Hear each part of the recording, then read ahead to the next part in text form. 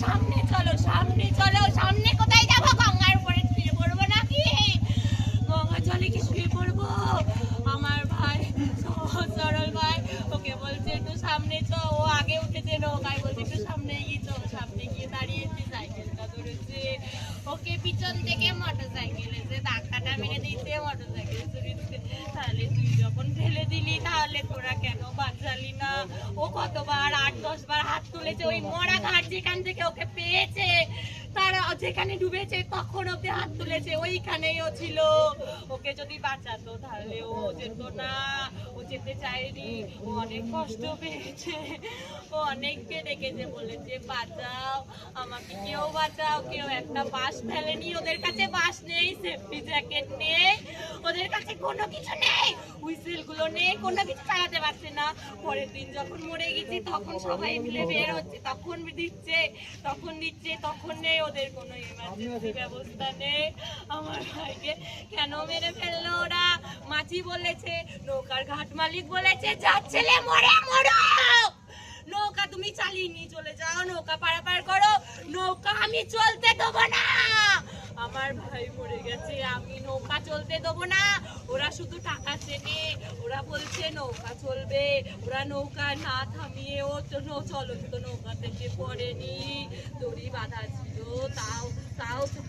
তাও কেউ নৌকাটা নিয়ে যায়নি, কেউ একটা বাসও ফেলেনি, সবাই নৌকাটাও ভেসে চলে গেছে, সবাই নৌকাটা নিয়ে চলে এসেছে। মাঝিরা বলেছে পারমিশন নেই, ঘাট মালিককে জিজ্ঞাসা করেছি, বলছে মরুগা পারমিশন নেই, নামবো না। এখন সব মিথ্যা অজুহাত দিচ্ছে, কোনো মাঝির কোনো শরীর খারাপ করেনি, ওরা সব এখন বাঁচার জন্য বলছে, ওরা সব এখন বাঁচার জন্য বলছে, বাঁচার জন্য। এখন সবাই বলবে ও মরে গেছিল তো কি করে নৌকা চালাচ্ছিল, নৌকাটা একবার নিয়ে এসে দিয়ে গেল, কি করে পারলো? যদি অতই শরীর খারাপ হয় একটা, তাহলে ও যদি না বাঁচাতে পারে অন্য ঘাটের লোকগুলোকে বলবে নামো, তোমরা কেউ নামো, ও চিৎকার করবে মাঝিরা। ওরা সবাইকে বলেছে তোমরা কেউ নামবে না, তোমরা কেউ নামবে না, কেউ নামেনি।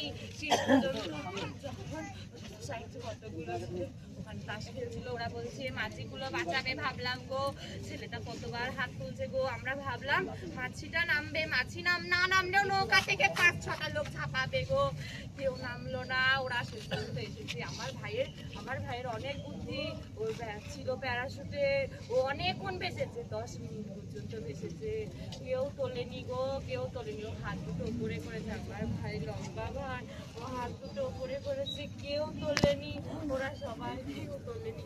ওরা তখন এসে ব্যাগটা ধরতে গিয়েছে, আর ব্যাগটা ছেড়ে দিয়েছে, আর তখন পড়ে গেছে মরা ঘাটের ওখানে। তাহলে জেটি ঘাট থেকে মরা ঘাট কতটা বলো, তোমরা সবাই বলো কতটা দূর বলো? অত দূর গেছে, ও হাত তুলে, কেউ পারলো না বাঁচাতে, কেউ ইচ্ছা করেনি, ইচ্ছা করে বাঁচায়নি, কেউ ইচ্ছা করে বাঁচায়নি। ওখানে কত লোক চুরি বাজা বেঁচে, এ করে ও করে, কেউ একটা বাস ফেললো না। সবাই বলে আপনজন। তাহলে তোরা নিজেদের পাড়ার ছেলেকে মেরে ফেললি, তোরা নিজেদের পাড়ার ছেলেকে মেরে ফেললি, তোরা ভাবলি না আরে ও আমার ভাই না হলেও যদি অন্য কেউ হতো, তাও কেন বাঁচালি না, কেন বাঁচালি না?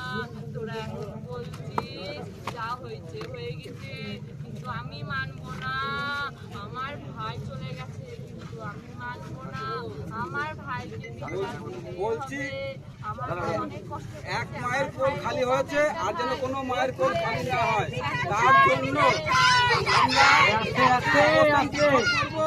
অবস্থান বিক্ষোভে সবাইকে সামিল হওয়ার জন্য